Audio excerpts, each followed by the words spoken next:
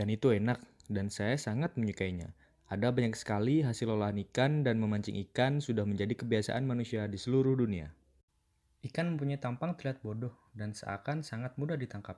Apa ini? Makanan segar yang saya beri tangkap.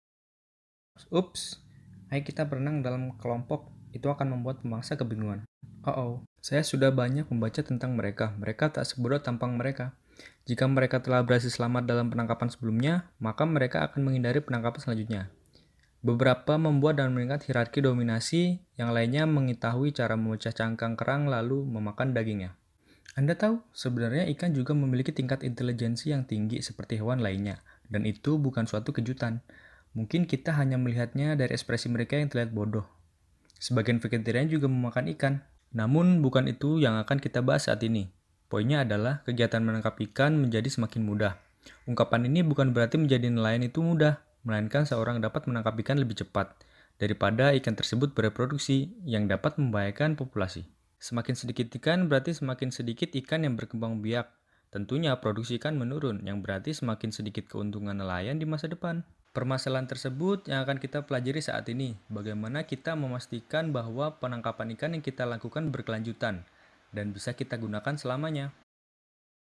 Salah satu masalah terpenting dalam pemanfaatan perikanan jangka panjang yaitu terkait dengan pemanfaatan sumber daya terbuka bersama. Sumber daya bersama contohnya seperti ikan dan pepohonan. Hal ini membuat siapa saja yang ingin memanfaatkannya menjadi saingan, yang berarti jika seorang mengambil di suatu area, maka orang lain tidak akan mengambil di area yang sama.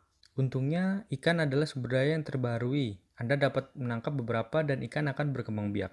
Namun, jika Anda mengambilnya dalam jumlah terlalu banyak, tingkat produktivitas ikan akan menurun, karena semakin sedikit jumlah ikan, maka semakin sedikit jumlah telurnya. Jika hanya ada satu orang yang menangkap ikan di daerah tertentu, dia mungkin saja tidak akan mengambil terlalu banyak dan tidak membahayakan populasi untuk 5 tahun ke depan. Karena jika membahayakan, maka jumlah populasi ikan di masa depan akan terancam. Lebih baik menyelamatkan stok ikan sekarang agar bisa masih tetap digunakan di masa depan, bukan? Namun, kelemahan akses terbuka ini adalah sulitnya untuk mengatur penangkap ikan untuk berhenti menangkap dalam sementara waktu. Menandai wilayah lautan agar bisa dipantau setiap saat lebih sulit jika dibandingkan dengan daratan. Banyak sekali kondisi yang ditemui pada para penangkap ikan ini. Contohnya pada ilustrasi ini, sekelompok nelayan yang sedang menangkap ikan. Jika ada nelayan yang menyadari untuk menjaga populasi ikan, mereka akan mengembalikan sebagian. Namun, ikan yang dikembalikan oleh nelayan yang sadar tersebut akan diambil oleh nelayan lainnya. Hanya satu nelayan yang memiliki kesadaran untuk melestarikan, tetapi sekelompok nelayan lainnya akan memanfaatkan ikan yang dilepas oleh nelayan tersebut. Ini adalah masalah yang ditimbulkan oleh akses terbuka, sering disebut tragedy of the common, atau tragedi kepemilikan bersama. Sekelompok nelayan dapat menjaga dan bekerja sama untuk menyelesaikan masalah. Namun masalahnya ada pada penyebutan akses terbuka.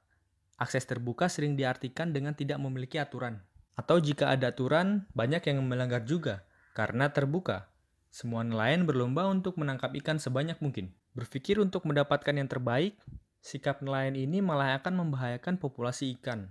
Untuk itulah ini disebut sebagai tragedi. Nelayan yang memikirkan kepentingannya sendiri, tanpa sadar dia akan merugikan kegiatan penangkapan lainnya dan juga dirinya sendiri.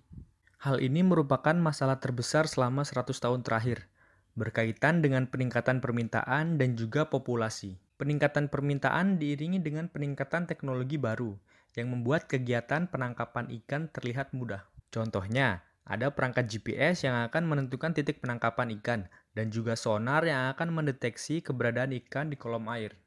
Mereka menyebutnya kapal pabrik, karena seolah-olah mereka membangun pabrik di atas kapal. Alih-alih membawa ikan hasil tangkapan segar ke darat untuk diproses, mereka malah menyimpan ikan tersebut dan memprosesnya di dalam kapal, dan kapal akan bertahan lama di tengah laut. Pabrik ini akan semakin memperburuk masalah akses terbuka. Nelayan yang menangkap ikan di kawasan dekat dengan tepi pantai cenderung bekerja sama untuk saling mendapatkan keuntungan dan patuh kepada anjuran pemerintah. Karena mereka tahu jika tidak begitu, akan banyak sekali dampak buruk bagi kehidupan nelayan di masa depan.